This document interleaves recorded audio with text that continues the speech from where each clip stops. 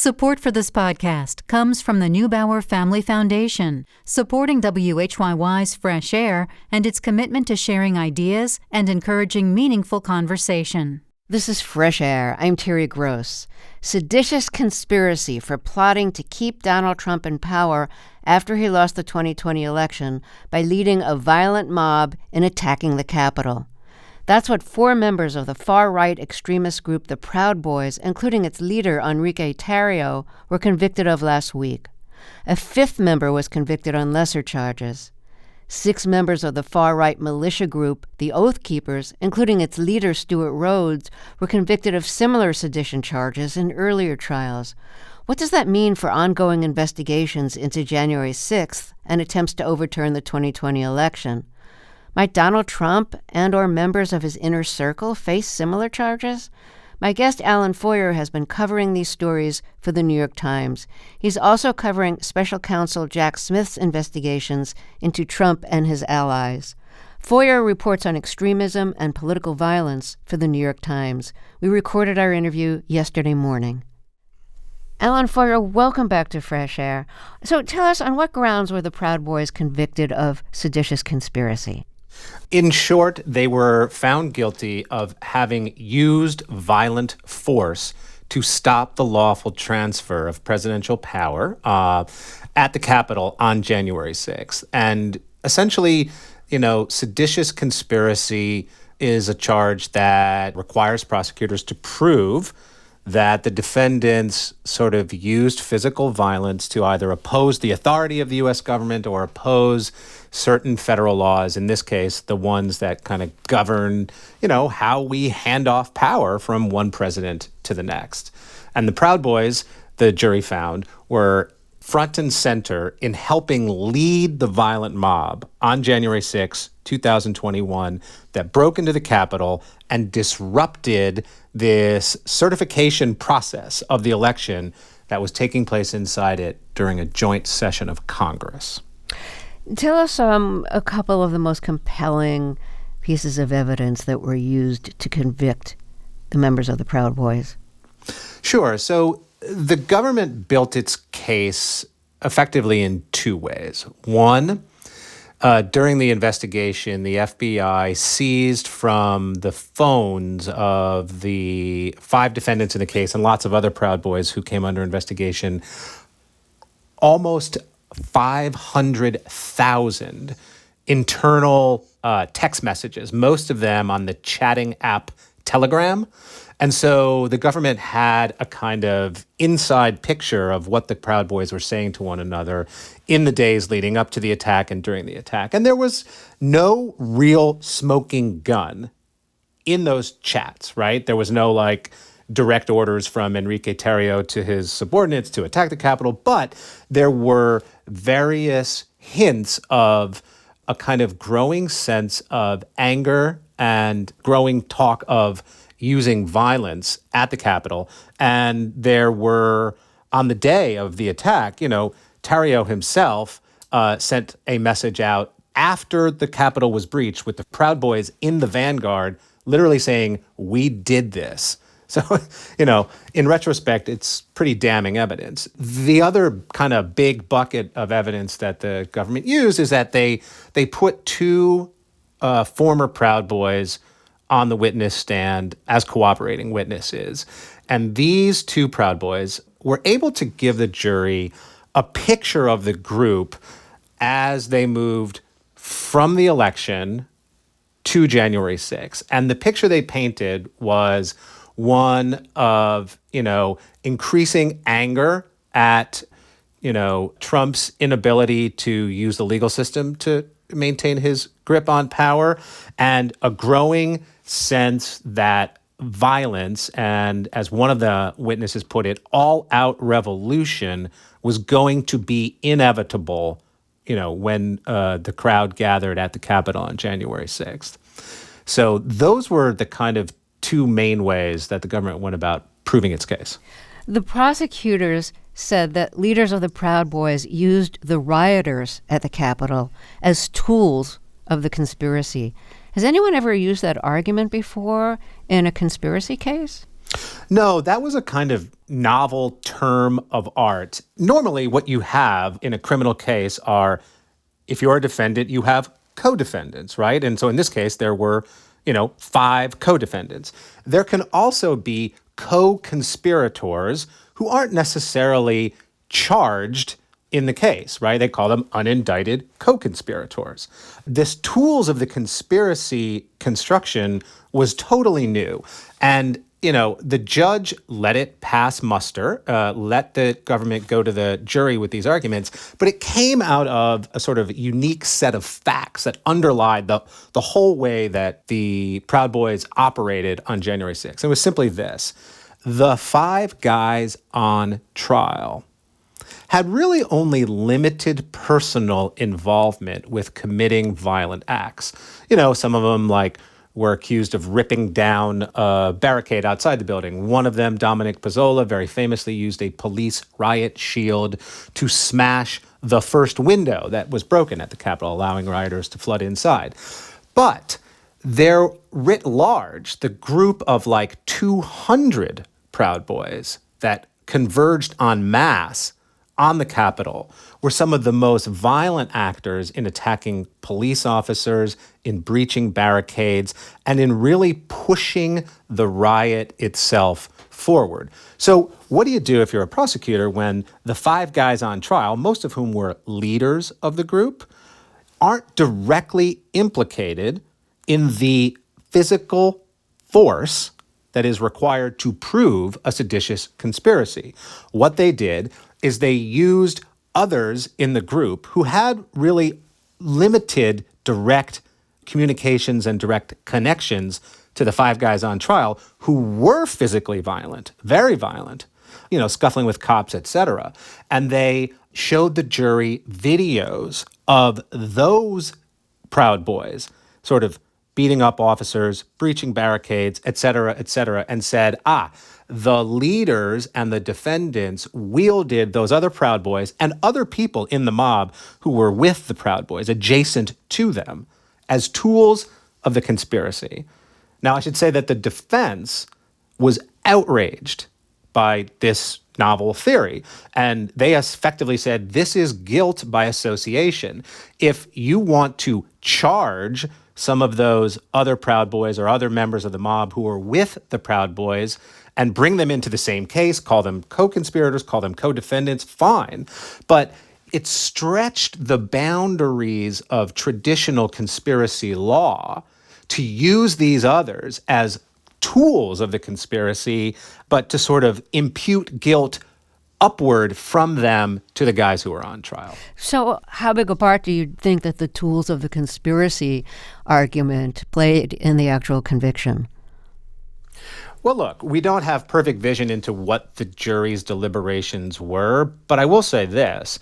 The video evidence about the tools, as they were called, was really, really compelling. And it's just nasty physical violence. And so it clearly played a role to a degree in this conviction. There were some instances when the other defendants, the actual defendants, I should say, engaged in sort of a lesser form of physical force and physical violence. 2 of them were accused, as I mentioned, of ripping down a barricade. Pizzola smashed the window after stealing the police riot shield from a cop. Is that the scene we've seen over and over on TV? That is the scene we've seen over and over on TV. The January 6th committee made a big deal of it.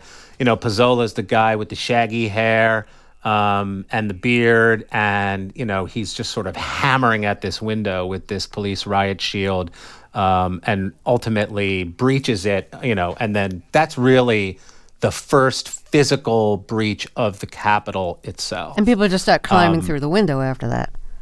Busting through the window en masse, right?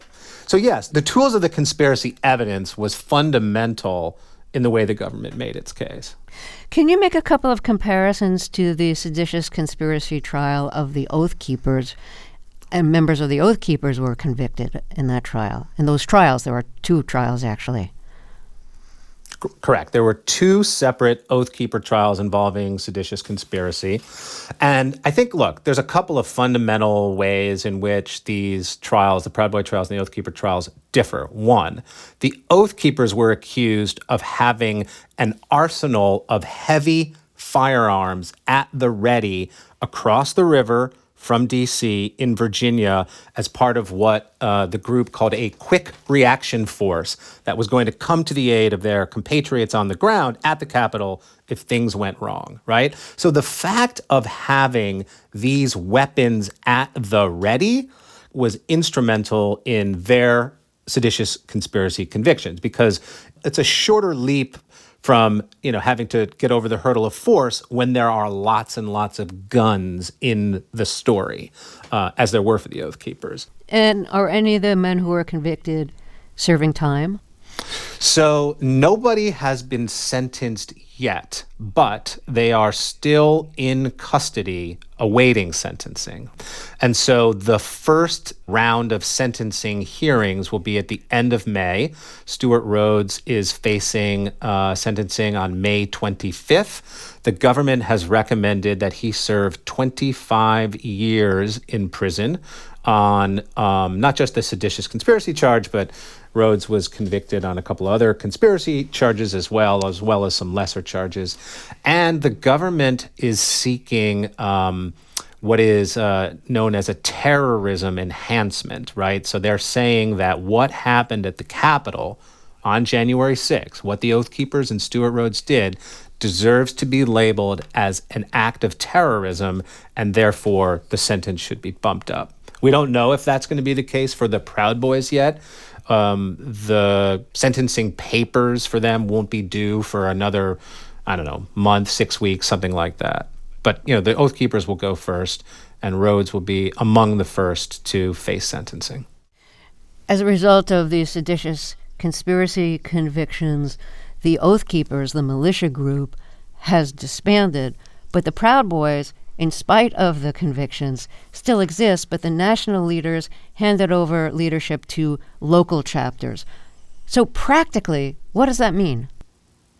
So, like you said, the Oath Keepers are essentially defunct. Rhodes is locked up, awaiting sentencing, and will, by all accounts, go away for a long time. Their top lawyer is also facing charges connected to January 6th. Even Rhodes's number two man, the vice president of the Oath Keepers, was revealed during the Oath Keepers trial, during Rhodes's trial, to be an FBI informant. The Oath Keepers are not doing any kind of operations as they have for years. The Proud Boys, however, after January 6th, as you mentioned, disbanded their kind of national leadership group, which was known as the Elders Chapter, and effectively allowed local chapters to kind of go their own way, make their own decisions.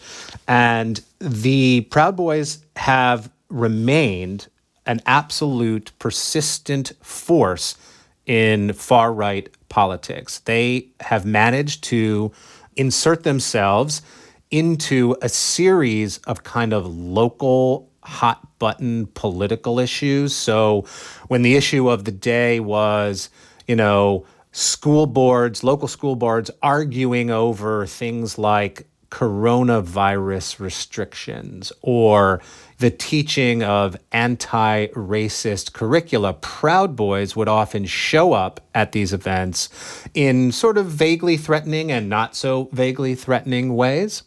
And they have remained, in the words of one of the witnesses who testified at the trial, foot soldiers for the right.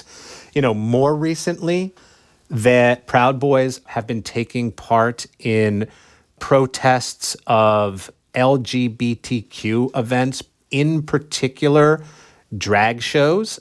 So as those issues kind of find themselves at the center of a larger right-wing political movement, the Proud Boys have gone directly to the kind of most contentious moments and places and put themselves on the ground.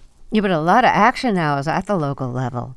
And I think 6 current and former Proud Boys have seats on the Miami-Dade Republican Executive Committee. What does that say? So At the same time that the Proud Boys were dissolving their national leadership and were plugging into these local hot button issues, there was a concerted effort to have members of the group run for public office and to essentially use legitimate levers of political power to seek changes that they want, right? So to bring far-right politics and far-right policies into kind of a more mainstream political theater. And so Miami was probably the best case, or the sort of the most dramatic case of that. But it was certainly not the only case. Proud Boy out in Arizona gets elected on a school board. Before Tarrio was arrested and ultimately convicted, he too had run for office. So it's sort of part of a larger project amongst the Proud Boys to go after sort of mainstream political power. What kind of precedents do you think are set by these seditious conspiracy convictions of leaders of the Proud Boys and the Oath Keepers? I mean, it's very rare to get seditious conspiracy convictions. It is very rare to get them. They are tried infrequently and they succeed infrequently. And, this is a charge that goes back to the Civil War era. So it's got this kind of long, storied history to it.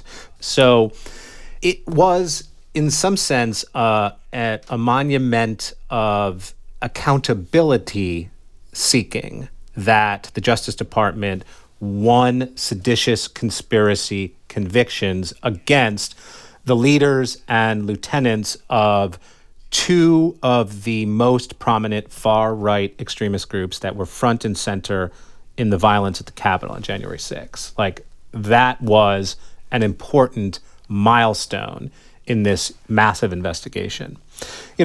What it means going forward, I think, is very hard to discern. Right? You mentioned the special counsel investigations into President Trump and his allies, right? Particularly the one related to the efforts to overturn the 2020 election. It's a reasonable question to ask, like, okay, now that they got seditious conspiracy convictions against these two far-right groups that were kind of front and center of the violence of the Capitol, well, does that mean that they will sort of seek the same charges against Trump and people in his orbit? And I'm not convinced that is going to happen. Look, it could, but I would say a couple of things. One, the prosecutors placed Trump at the center of their story about the Proud Boys and seditious conspiracy. They effectively said the story began in September of 2020 during a presidential debate against Joe Biden when Trump kind of famously said, hey, Proud Boys, stand back and stand by. And the group itself heard that as a call to action. And that, in the period that, moved forward from there through the election, through the chaotic post-election period, and, up into the violence of January 6th, the prosecutors described the Proud Boys as seeing themselves as Trump's army. So Donald Trump was central to the story of why the Proud Boys did what they did after the election on January 6th. I'm not convinced that should there be charges brought against Trump, that the Proud Boys will figure as centrally into his story. And, it's just that there was a concerted effort in the early days of the Justice Department's investigation to figure out connections between far-right groups like the Oath Keepers and the Proud Boys and folks in Trump's orbit, up to and including Trump. And those efforts, I think they probably remain ongoing, but they certainly have not borne any real fruit to date. Well, let me reintroduce you here. If you're just joining us, my guest is Alan Foyer, and he reports on extremism and political violence for the New York Times. We'll be right back after a short break. I'm Terry Gross, and this is Fresh Air. Let's get back to the interview I recorded yesterday with Alan Foyer, who reports on extremism and political violence for the New York Times. He covered the seditious conspiracy trials that ended in convictions of members of the Proud Boys and the Oath Keepers. He's also covering Special Counsel Jack Smith's investigations into Donald Trump's attempts to overturn the results of the 2020 election. So, if the government was saying Trump helped start this whole thing, he got the ball rolling by giving these, stand back and stand by directions to the Proud Boys, then it does kind of put Trump as the leader of the conspiracy that the Proud Boys were convicted of. And also in terms of conspiracy charges, the Oath Keepers were security guards for Roger Stone in the period surrounding January 6th, and Stone was part of Trump's inner circle plotting to overturn the election. And I think Flynn had connections with them too. Right. So there's no question there is a nexus of connections between the Oath Keepers, the Proud Boys, Roger Stone, Mike Flynn, and that Flynn and Stone have obvious connections to Trump, right? Those connections are sort of indisputable. The way that I would look at how the prosecutors used Donald Trump in the Proud Boys, we'll just take that one example, it's the most recent, seditious conspiracy prosecution, is Trump was part of the way that the prosecutors described the Proud Boys' motive and mindset. What they did on January 6th, they did sort of on behalf of Trump and in order to keep him in power, right? It's like motive evidence, mindset, intent evidence. Why did they do it? What were they thinking? So I'm not sure if you flip that equation around, that you get to Trump's mindset by what the Proud Boys did. And beyond that, there is a much simpler, one imagines, way to structure a case against someone like Donald Trump and folks in his orbit with regard to the election. And that is a case built on another charge that has been central in the January 6th prosecutions, which is an obstruction to disrupt the election certification that was taking place at the Capitol, right? So what you see is there is an effort by the special counsel's office to collect evidence that may be indicative that Trump sought to obstruct that process, the certification of the election, and all that meant for kind of, the normal course of democracy, probably in a couple of ways. One, did he have a role in ginning up these fake slates of electors in his name in states that Joe Biden won? Were those fake slates of electors ultimately used on January 6th itself as a legal pretext to tank the normal counting of electoral college votes? Was Donald Trump's well-documented pressure campaign against then Vice President Mike Pence to use those fake electors as an excuse to sink the election or unilaterally hand the election to Donald Trump, yet further evidence that Trump was seeking to obstruct this kind of age-old democratic process? I think that would be, as complicated as it is, an easier road perhaps to go than trying to prove that Trump had some sort of conspiratorial agreement with the far-right groups who actually committed the violence at the Capitol. And he did have members of his inner circle telling him, you lost. There's no evidence of sufficient fraud to overturn the election. Yes, he did. And the January 6th committee did a very thorough job in documenting all the ways in which Trump was informed that his lies, that the election had been marred by fraud, were lies and that they were not correct. Everyone from his attorney general to his campaign manager to lawyers close to him to, his White House counsel, up and down the board, he was being told that all of this stuff, Mr. President, that you are claiming is not true. That evidence, that body of testimony and that body of evidence is definitely front and center in Jack Smith's inquiry as well. Well, let me reintroduce you. If you're just joining us, my guest is Alan Foyer. He reports on extremism and political violence for the New York Times. We'll be right back after we take a short break. This is Fresh Air. This is Fresh Air. Let's get back to the interview I recorded yesterday with Alan Foyer, who covers extremism and political violence for the New York Times. He's been reporting on the seditious conspiracy trials and the convictions of the Proud Boys and the Oath Keepers, and he's covering special counsel Jack Smith's investigations into whether Trump attempted to overturn the results of the 2020 election. Well, let's talk about special counsel Jack Smith. He's investigating the classified documents found at Mar-a-Lago and if Trump intentionally hid them from the Justice Department. He's investigating Trump's fundraising after the election. What would be the crime? What exactly is Smith investigating about Trump's fundraising after the election? So the kind of central question about the fundraising, it's an issue of fraud.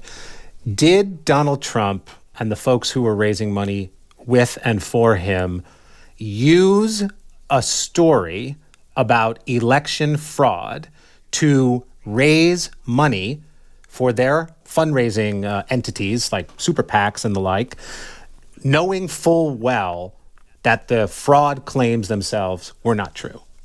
Were they just selling a story to a gullible public to take their money? That, at base, is the question that the special counsel is seeking to answer in looking into the fundraising. And that really involves a couple of parts, right? First of all, did Trump know that the fraud claims were not true, right? You have to kind of establish that he was making these claims that he knew were not, in fact, true. And then, how was the money raised? And was it raised in a way that was not consistent with the reason that they were asking for it, right? If I'm raising money to, defend myself in court against a fraudulent election, but I'm actually using the money for another purpose, well, that's not allowed. And so that is a very active part of what the special counsel is doing. In fact, it had preceded the special counsel's appointment, that investigation.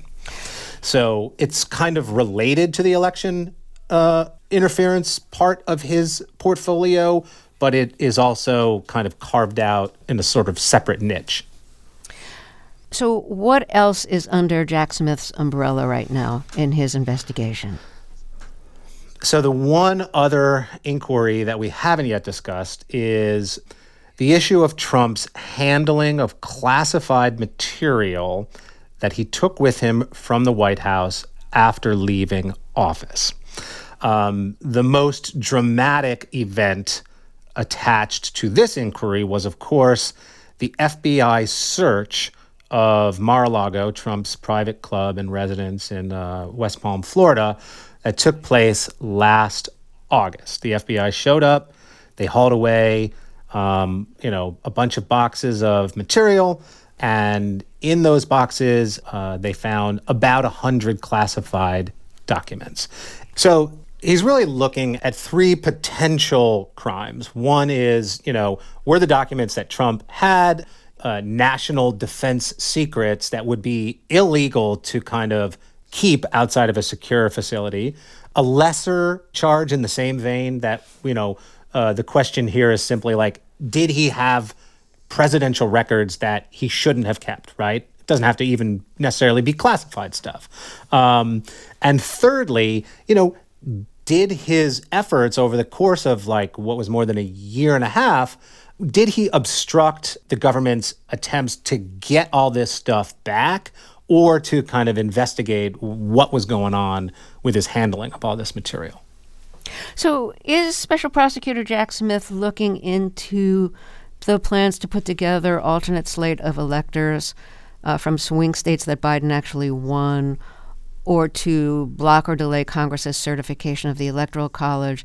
Is he looking into that? Because, Trump's inner circle and perhaps Trump himself were involved with that plan. I mean, I think Trump, one of Trump's lawyers, John Eastman, was at the core of that plan.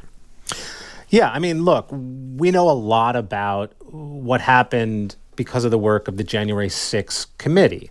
And the committee has shown that lawyers around Trump, like John Eastman, like Rudy Giuliani, like another guy who worked in the Trump Justice Department named Jeff Clark, were front and center in this scheme to gin up these slates of electors showing that Trump won in these important swing states. And then, frankly, to use those fake slates down the road, to kind of subvert the normal course of democracy. Yeah, so there's a group of people, mostly lawyers, around Trump that are really at the center of Jack Smith's inquiry. How is what Jack Smith looking into comparing to the investigation and the charges that the House Select Committee investigating January 6th recommended? So I think, as best we can tell, there is a relatively close coherence between what the committee recommended and what the special counsel is looking at. The committee recommended a few charges against Trump and some folks under him. One, this obstruction of official proceeding charge that we discussed. Two, a conspiracy to defraud the United States, which the fake electors thing could fit under that conspiracy to kind of commit fraud, right? The committee also recommended a charge that was incitement to insurrection. And that gets back to the beginning of our conversation, I think, about when you were asking if the Proud Boys seditious conspiracy convictions sort of give any momentum to the notion that the special counsel or DOJ might pursue similar charges against Trump or people in his orbit too. Because those charges get at the idea, was Donald Trump's behavior in inciting the mob, criminal? Should he be held criminally liable for ginning up this lie about the election and then ultimately unleashing a violent mob on the Capitol? Jack Smith is investigating several different categories of actions that Trump allegedly took. So I'm not sure, would each of those result in separate trials if they end up in trial? Is there only one grand jury, or is there a separate grand jury for each of those tracks that Jack Smith is investigating? So to answer your second question first, the best we can tell, given the secrecy that surrounds grand juries, is that there are two grand juries, at least two, we should say. One is primarily concerned with the classified documents case. The other is primarily concerned with the attempts to overturn the 2020 election. Because of the nature of the witnesses, some of whom have information about both cases, right? People in Trump's close circles, there has been some overlap where questions about one case will be asked in a grand jury supposedly about the other, and vice versa. In terms of charges and trials, I think that's a big black box at the moment. Whether or not the special counsel, let's say for argument's sake, both cases lead to charges, right? Does he file them separately as two separate cases? Probably, right? Does he announce them simultaneously? Impossible to know. Does he charge lower level Trump adjacent defendants in one case early? Does he build a giant racketeering conspiracy case? Unknown. Just sort of there are any number of possibilities that could come out of this, including, let's not forget, that he comes to the end of his investigation. He writes a report, as he is required to do under the special counsel law. And he says, you know what? I looked at all this stuff, and what happened on January 6th had never happened in the course of our nation's history, but there's just no crime there that relates to Donald Trump. We have to keep in our mind that is at least a possibility.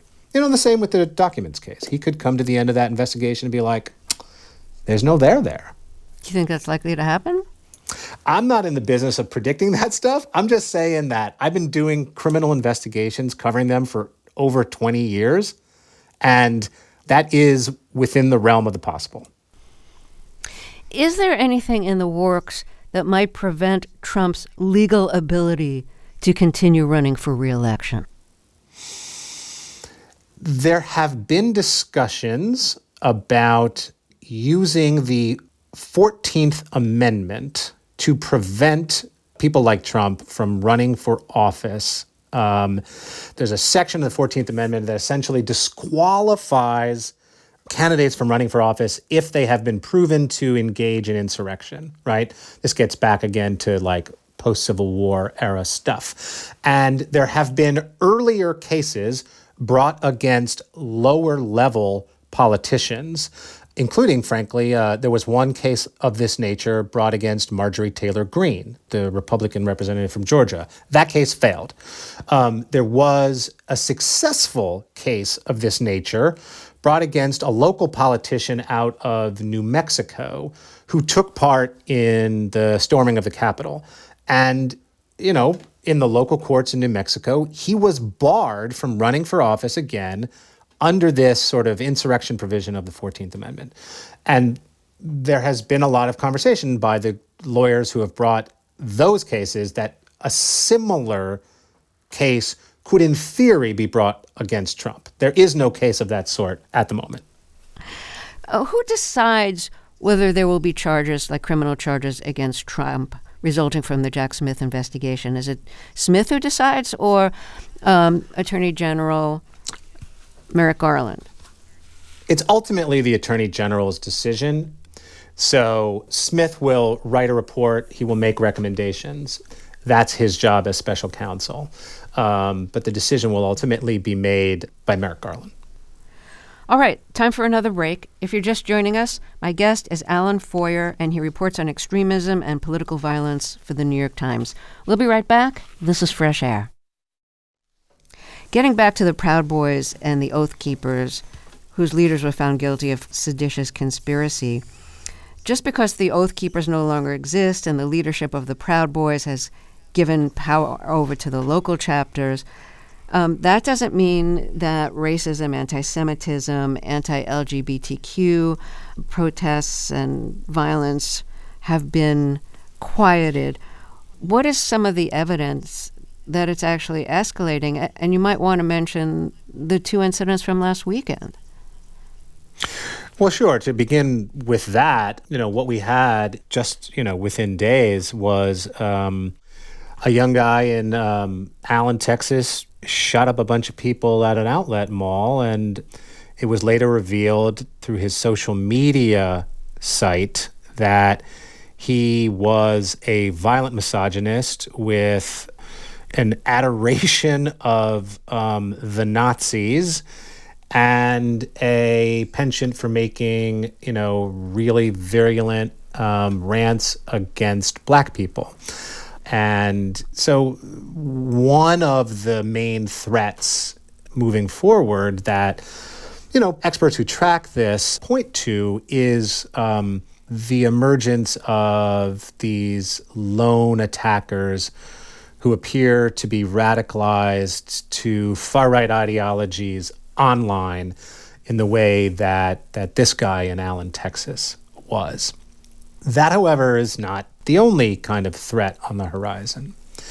There are other organized groups outside of the Proud Boys and the Oath Keepers who have really caught the attention of federal law enforcement. Some of them, there's a kind of group of cases collected around people with far-right ideologies who want to blow up power infrastructure, like, electrical grids and the like. The idea being that this will somehow cause chaos and, further the kind of, demise of civilization. They call themselves accelerationists. They want to accelerate the chaos. So there's like a kind of a range of stuff. And so the landscape is very complicated and very active when it comes to far-right extremism. It's not just loners, it's not just small groups, it's not just big groups, it's kind of all of it at the same time. Which makes it harder for federal authorities to investigate, right? So, look, at the end of the day, when you talk to experts who really delve into this stuff, you hear something similar, which is there isn't really a law and order solution to the problem that we are facing. It's not investigate, lock people up, and, then we'll all be fine. The seditious conspiracy trials, which were just that approach, were, hugely successful endeavors in holding accountable these specific men, these specific groups. But when you look at a metastasizing problem of extremist ideology in a large body of more or less ordinary people, right, who don't necessarily have affiliations to groups like the Oath Keepers and Proud Boys, may not even have affiliations to these lesser groups. You can't arrest and prosecute your way out of that problem. And so there are people who suggest that this is simply a matter of intervention into people who go down rabbit holes of misinformation, right? I'm thinking of a scholar named Cynthia Miller-Idris. She talks a lot about you got to stop people from having these, lies and hateful ideologies presented to them in the first place. How that happens, tough question. Other scholars, and I'm thinking of a guy named Bob Pape at the University of Chicago, he looks at something like what Joe Biden did last fall before the midterm elections by posing a political question to the American public. Do you stand on the side of democracy or do you stand on the side of extremism? Call it out, point to it, and create a way for people to pick a side in that battle. And so Pape's thought is simply that politicians have to address this issue head on, right? And by all accounts, Biden is going to do that in his 2024 presidential campaign. His first campaign ad featured footage of January 6th, and he has kind of crafted an anti-extremist, pro-democracy message that hopefully, reaches a wide audience. So I might have asked you this before, but what's it like for you to have a front row seat to American hatred? Your beat is extremism and political violence. You've been writing about plenty of it. It's tiring. Not going to lie. It's nice that I live way out in the boonies and raise ducks. And, when I wake up in the morning, I can have a few minutes of real disconnection from all of that stuff. But yeah, it's a lot. It's a lot. Alan Foyer, a pleasure to talk with you again. Thank you so much, and thank you for your reporting. Thanks for having me. Alan Foyer covers extremism and political violence for The New York Times. Fresh Air's executive producer is Danny Miller. Our technical director and engineer is Audrey Bentham. Our interviews and reviews are produced and edited by Amy Salet, Phyllis Myers, Roberta Shurrock, Sam Brigger, Lauren Krenzel, Heidi Saman, Anne-Marie Baldonado, Teresa Madden, Seth Kelly, and Susan Yakundi. Our digital media producer is Molly C.V. Nesper. Thea Challoner directed today's show. I'm Terry Gross.